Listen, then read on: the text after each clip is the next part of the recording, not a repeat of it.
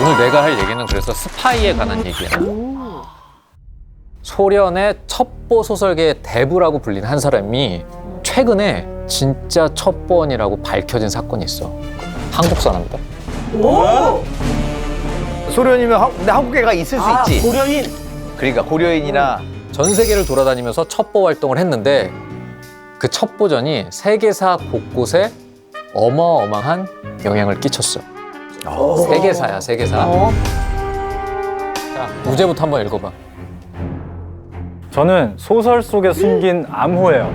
한반도 남북 분단의 원인 제공자. 너무 큰 거 아니야? 또 히로부미 저격 사건의 진짜 배후? 에? 일본 첩보원을 죽인 남자. 그러면 우리가 모를 수가 없지 않아? 근데 우리가 처음 들어보는 사람이라고. 소설가가 쓴 소설가예요. 이분은 이 사람 존재 자체가 음모론이야. 이런 사람 진짜? 이 사람이 혹시 역사 속에 만들어진 어떤 가상의 인물 아니야? 이런 주장도 실제로 있어. 지금 얘기하는 것처럼. 그리고 또 누군가는 굉장히 여러 명의 첩보원의 이야기를 합쳐놓은 거다. 이런 주장을 하기도 해.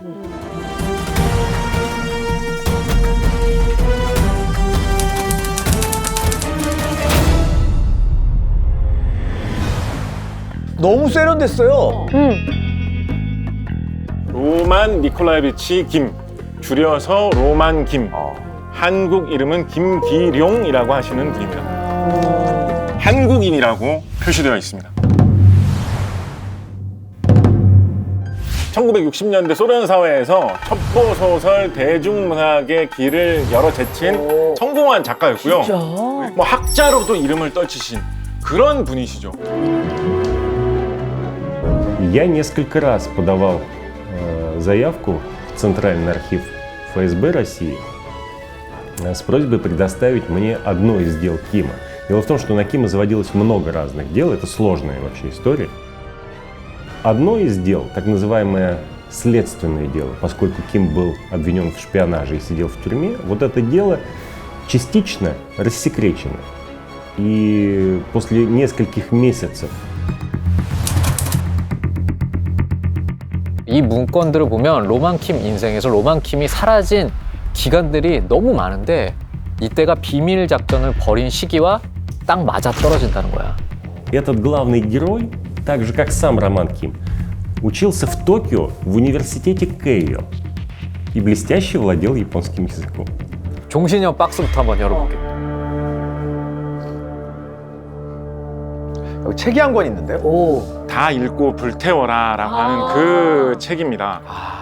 특히 이 책에는 일본의 97식 타이프라이터, 흔히 퍼플이라고 하는 암호 해독기가 나오거든요. 2차 대전 당시에 독일군이 쓰던 애니그마라는 암호 장치는 여러 번 들어보셨을 것입니다. 일본판 애니그마다 할 수 있는 그런 장치였다고 해요. 이 소설의 내용은 미국의 첩보원들이 퍼플을 탈취해가지고 일본의 비밀, 일본의 암호를 알아낸다. 근데 아까 책의 중심 소재로 등장했던 그 퍼플이라는 기계 있잖아요. 이게 2차 대전 당시에 실제로 사용됐던 기계라는 거예요. 미국과 일본 사이의 전쟁이 시작되었던 진주만 공습 전에 일본이 통신을 하고 있던 것을 감청을 하고 해독을 해가지고 그 사실을 이미 알고 있었다. 다 읽고 불태워라라는 책이 나온 게 1962년도거든요. 그러니까 소련 시기에 냉전 상황이 상당히 좀 치열했던 그런 시대였어요. 그러니까 뭐 소련 정부가 모든 걸 다 공개하고 그랬을 시절은 아닌 것 같잖아요. 어디서 이걸 알았을까? 왜 이걸 알고 있을까라는 생각을 들게 하는 거죠. 예. 한번 봐봐. 일본 무관대령 고야나기는 러시아에서 활동하며 한 여성과 불륜을 저질렀다. 그 여성은 고야나기에게 특별한 수를 건넸는데 그의 주머니에서 열쇠 뭉치와 비밀 서류가 사라진 것을 알아차린 것은 잠에서 깬 직후였다. 일본어에 능통한 러시아의 업무차 온 외교관 군인들과도 잘 어울렸던 로만 김. 소련 정보기관인 방첩부 옥과 비밀 요원으로 첫 임무를 맡게 됩니다. 그럼 아까 그 여자가 로만킴이 보낸 여자였네? 그런 거지. 그지? 그렇지. 훔친 열쇠로 금고를 열고 자료들을 그 자리에서 옮겨 적어서 번역을 하기도 했었대. Ну, кстати говоря, если мы говорим о подтверждениях успехов Романа Кима как контрразведчика, да? Вот одна из главных наград для разведчиков и контрразведчиков той эпохи был знак в простом таком исполнении, да, упрощенное название, да, почетный чекист. 진짜 있네? О награждении работников особого отдела ОГПУ 아, 포상 내역. за проявленную инициативу и энергию со стороны лиц, проводивших специальную операцию, награждаю Ким РН, оперуполномоченного особого отдела ОГПУ, 미국에는 뭐 CIA가 있고 소련에는 KGB가 있고 이스라엘은 모사드가 있는데 우리나라에는 뭐 안기부가 있다. 바로 그 KGB의 전신에 해당하는 엔카베데 조직에서 활동을 했다는 이야기인데 소련 사회가 아무래도 특히 냉전 시기에는 이런 정보 조직이 굉장히 비대했어요. 일설에는 이 엔카베데 첩보원이 최대 70만 명에 달했다라는 이야기도 있어요. 아, 너무 많다. 그런데 또 반대로 뒤집어 생각해보면 어떤 느낌도 있냐면 이분이 또 70만이나 되는 거대 조직에서 분명히 우수한 대원으로 평가받을 정도로는 또 오르지 않았겠느냐. 티어가 높았다. 그 정도는 또 짐작해볼 수도 있죠. 이분이 한 7, 8살 때쯤 돼가지고 굉장히 어릴 때 일본으로 유학을 떠났거든요. 7, 8살. 네.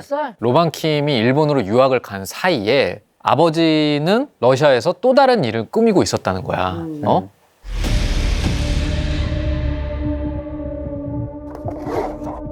이게 이제 문예춘추라는 일본의 그 잡지인데 키무라 히로시가 쓴 어느 작가의 초상이라는 거에 나오는 거예요. 부친의 조선 이름은 김병학이라고 했고 로만의 조선 이름은 김기룡이었다. 김기룡. 부친은 한국의 반일파 정치인으로 마지막까지 한일합병에 반대했고 1909년 이토 히로부미를 암살한 안중근은 그가 속한 그룹이 파견한 자객이었다고 한다. 안중근의 조력자였다는 거거든? 러시아 항일 운동을 연구해본 분께 이런 접근이 필요할 것 같아. 로만킴과 아버지 김병학에 대해서 물어봤어. 그게 처음 듣는 거예요. 저도 이분 얘기도 듣고, 야, 이게 고려인에 관해서는 그래도 많이 그 연구를 하고 공부한다고 봤는데, 이렇게 이제 우리가 놓치고 있는 인물이 있다. 아버지 김병학이라는 이름은 혹시 알고 계신가요? 김병학 선생은 이제 제정 러시아 시기 때 소위 민족주의 운동 단계에서 상당히 그 역할을 했던 분이죠. 특히 이제 권업회라는 단체가 있는데, 1911년부터 1914년까지 이제 그러니까 한인들이 한편으로는 그 독립운동을 이제 지향을 하면서 또 러시아의 당국의 그 인가를 받은 단체예요. 권업회가 만들어진 과정이 쭉 돼 있고 여기 이제 간부 명단이 나와 있어요. 그 서적 부장이 신채호 선생.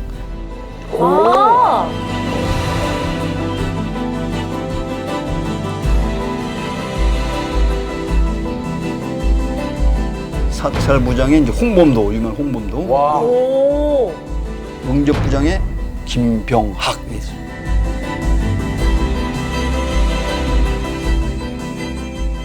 근데 거기에서 러시아 당국들, 경찰이든 군이든 또는 그 러시아 정부든 여러 가지 문제가 있을 때 그걸 이제 연락하고 소통하는 그런 역할을 했던 거죠. 러시아 당국이랑 관계가 그렇게 좋았대. 유명한 이제 뽀드레치크 러시아 말로 청부업자죠. 김병학 선생님도 증기선을 2대를 갖고 있었다고 그러잖아요. 2개를. 재력이 있었기 때문에 당시 이제 그 한국에서 넘어간 그 독립운동했던 분들, 망명했던 분들이 이제 많이 신세를 지고 식객으로 갈 데 없으면 가서 거기서 이제 머물고 그런 거죠. 그리고 이제 되게 그 모인이시네. 그러네. 안중근이 그 조사받을 때 이런 사람 쭉 얘기하면서 어떻게 생각하냐, 너 아느냐 모르냐 이렇게 다 물어봤단 말이에요. 아, 그 사람은 러시아에 기여한 사람이다. 국적을 가지고 있는 사람이다. 그래서 한 번 인사한 적이 있다. 이렇게 얘기한 거죠. 이게 일본 측의 자료야. 안중근과 관련 있는 자들을 이렇게 쭉 목록을 만들었는데 여기 진짜 뭐 최재형, 이상설, 안중근 뭐 이런 분들이 있고 어민섭, 김병학이 맨 밑에 있네요. 그러니까 저 교수님 말에 따르면 당시 안중근은 자신을 지원해준 조선인들을 보호하는 차원에서 친밀한 사이라도 모르쇠했을 가능성이 굉장히 많대. 그렇지. 얘기 안 하겠지. 그러니까 로만킴이 말한 아버지에 대한 이야기가 사실에 가깝다고 보인다는 거지. 저분이 보셨어요. 한 번 만난 적은 있습니다라고 애써 그냥 가볍게 얘기했을 수 있다는 거지. 한국인의 피를 가졌으면서 일본에서 유년 시절을 보내게 된 거지. 또 동시에 소련 첩보원으로 활동하는 아주 희한한 경계인의 삶을 살아온 거야. 로만 킴은 능력을 인정받고 보안국 1급 간부. 그러니까 군대로 치면은 이게 소련과 맞먹는 지위를 가지게 돼. 근데 1937년 로만 킴이 갑자기 이중 스파이 혐의로 체포가 되는 거야. 소련 첩보원을 위장한 일본 첩자가 아니냐 이런 의심을 받는 거지. Вот он их растоптал на полу в камере и съел стекла, чтобы умереть.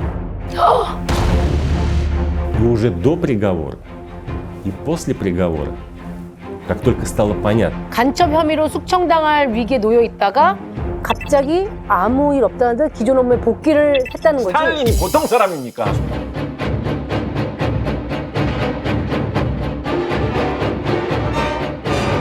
당시에는 특히 지신이라고 할 만한 사람들은 다 숙청하던 그런 시기였거든요. 근데 이 사람은 살아남은 몇 안 되는 그런 사람이었다라는 거예요. 그럼 뭐가 있는 거 아니냐라는 생각이었다. 아. 그럴 수 있겠네. 야, 이거 너무 엄청난 거 아니야? 한반도 남북 분단의 원인 제공자. 그 일이 더 커지고 있어요, 점점. 이 점점 일이 커지고 있거든. 수감자 로만 니콜라예비치 김은 인민위원회 베리아 동지의 중대한 임무를 수행하기 위해 업무차 출장을 갔다.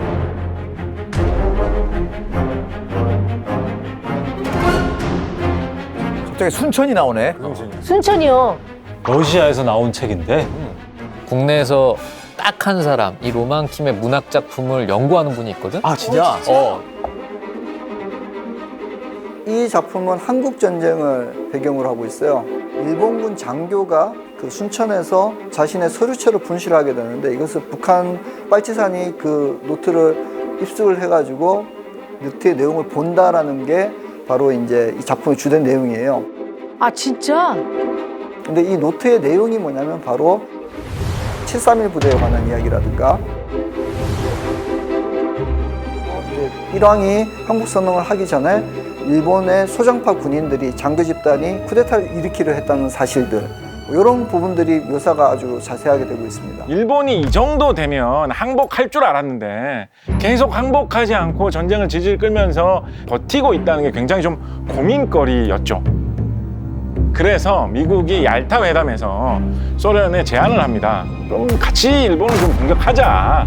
소련에서 어느 정도 긍정적인 반응을 보이기는 했는데 즉시 공격은 하지 않아요. 그러다가 1945년 8월 6일 미국이 히로시마에 원자폭탄을 떨어뜨리게 돼. 일본이 항복을 하게 되면 미국과 소련이 함께 한반도를 신탁 통제할 수 있는 권한이 생기는 거잖아. 이때 소련이 비밀 정보 라인을 동원해서 긴박하게 돌아가는 일본 왕실의 상황을 알아차렸다는 거야. 그러니까 당시 일본 내에서도 전쟁을 이어가느냐, 뭐 항복 선언을 하느냐 말들이 굉장히 많았는데 하지만 쇼왕 일왕은 이미 항복을 고려하고 있다는 정보를 발빠르게 입수한 소련 첩보원들이 1945년 8월 8일 바로 참전을 알렸고 며칠 뒤에 개서까지 밀고 들어오게 돼. 어떻게 그 타이밍 그렇게 잘 알았을까? 해방 일주일 전에. 누구일까? 로만 킴 거죠. 우리의 음모론에서는. 어우, 진짜 같은데. 헷갈린다. 첩보원의 역할을 하고 있었다면 어느 정도 이렇게 들은 얘기가 있을 테니 그걸 바탕으로 소설에 쓴 가능성은 없을까? 로만 킴 자서전 자료인데요. 자서도 자, 있었구나. 1940년부터 1945년까지 러시아 극동에서 군사 업무를 맡았고 일본과의 전쟁에서 업적을 이루어 훈장을 받았다. 45년에 어딘가로 출장을 갔다라는 것은 거의 맞는 것인 것 같아요. 만약에 그 45년에 일본으로 갔다, 정보를 빼왔다라고 한다면 말이 대충 이렇게 끼워 맞춰지는 거죠. 게다가 이 소설은 1951년에 출판이 됐어. 근데 한국전쟁 개정과 동시에 쓰여진 책이라고 할 수 있는 거지. 거듭 말했지만 그 시절 소련에는 이런 극비사항을 알 수 있는 사람이 거의 없었대. 심지어 이 소설 속에 나오는 일본, 미국의 대령들의 이름이 전부 실명이야. 이분이 수감되어 있어야 되는 형기가 꽤 남아 있었거든요. 근데 이 45년에 있었던 이 작전 5개월 뒤에 그래. 그 전쟁 훈장을 받고 바로 출소합니다. 이게 다 읽은 후 불태워라. 그래. 이 안에 이런 내용이 있어. 강아지 한 마리도 우리의 일을 모를 것이네. 그것이 우리의 운명이야. 어둠 속에서 일을 꾸미고 어둠 속에서 유령처럼 사라지는 것이지. 결국 우리를 모를 수밖에 없다라는 그치. 얘기를 이 책에서 하고 있네요. 하고 있는 거네. 제가 소설 속에 숨긴 암호. 암호. 이게 로만킴의 평론집에 하나 들어있거든. 어. 되게 한민족 디아스포라 16년의 해. 아, 디아스포라. 그러니까 이 로만킴의 책들은 표면적으로는 추리 소설이지만 공통적으로 심어놓은 의미가 있다면 그게 바로 디아스포라래요. 고국을 떠난 사람들의 그러니까 국적이 있으나 고향이 없는. 1910년 한일 병탄으로부터 16년 되는 해 이제 이런 식의 연호들이 쓰이고 있습니다. 당시 소련의 독자들에게 한민족이 어떻게 나라를 잃었는지, 그다음에 일본이 조선을 어떻게 대했는지를 알리고 싶었다고 저는 생각을 해요. 일본군에 의해 가지고 관동 대지진 때 조선인들이 학살당한 사건들 같은 경우에는 꽤 자주 언급이 되고 있습니다. 블라디보스토크 근처에 있는 조선인 마을을 습격을 해서 조선인 독립운동가들을 처형하는 그런 사건이 발생을 합니다. 작품 마지막에 보면 조선인들을 잡아서 끄고 가는 장면들이 이렇게 묘사가 되고 있습니다. 그러니까 로만킴이 당시에 우리가 앞서 얘기했던 숙청당할 뻔 했다고 그랬잖아. 근데 그 이후에는 시대적 배경이 있어. 같은 황색인종이기 때문에 일본하고 전쟁을 하게 되면은 일본의 편에 가담할 가능성이 크다. 이런 의식을 갖고 있던 것도 있어요. 일본 사람처럼 생겼죠. 일본 사람들은 교류가 많죠. 당연히 의심받죠.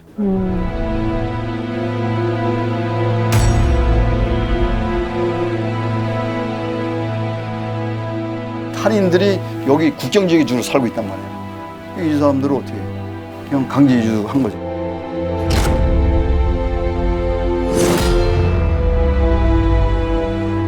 당시 숫자로 한 17만 정도의 한인들이 대거 강제 이주당한 거죠.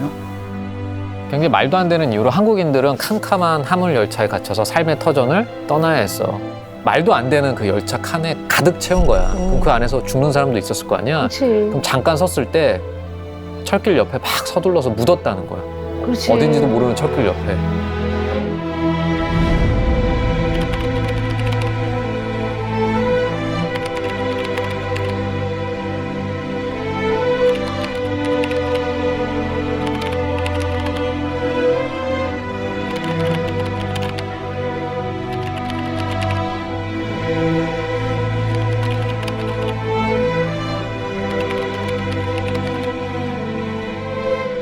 한 3, 4주 만에 기차에서 내려서 도착한 땅이 아무것도 없는 황무지였었대.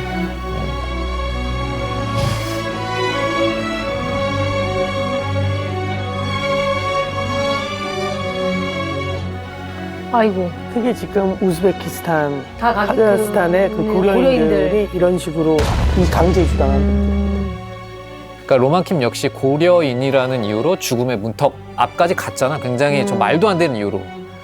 그러니까 어떤 마음의 빛 혹은 어디에나 우리 민족이 이렇게라도 존재하고 있다라는 생각을 자기 책에 암호처럼 표현한 게 아닐까라는 생각이 드는 거지. 그래서 다들 로만킴의 이 소설 속의 이야기는 전부 사실일까? 혹은 또 그게 전부 로만킴 한 사람의 이야기가 맞을까? 라는 의문을 가지고 있어. 부풀린 인물이 아닐까라는 식의 의심을 계속하고 있었는데 오늘 준비하면서 저는 이거는 가짜로 이렇게 꾸밀 수는 없을 것 같은데 라는 생각이 너무 많이 들어가지고 전 생각이 좀 바뀌었습니다. 6.25 전쟁 이후에 이제 북한에서 모스크바로 유학을 갔던 사람들이 우르르 그 김일성 체제에 반대하며 망명을 하거든요. 이제 그때 이제 살아남은 어르신이 했던, 난 아직도 기억나는 단어가 하나 있어. 사람이 태어난 곳에 대해서는 고향이라는 너무 아름다운 우리말이 있지 않습니까? 그렇다면 사람이 죽은 곳에도 그런 아름다운 말이 하나쯤은 있었으면 좋겠다가 그분의 유언 같은 말이었거든. 이게 모든 디아스포라들에게 위로가 되는 말이 아닐까.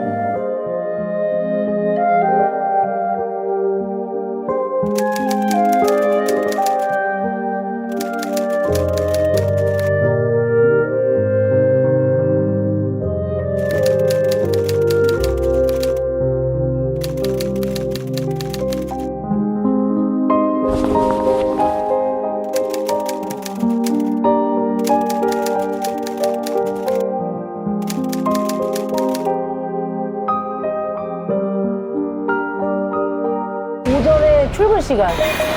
사람 제일 많을 때여서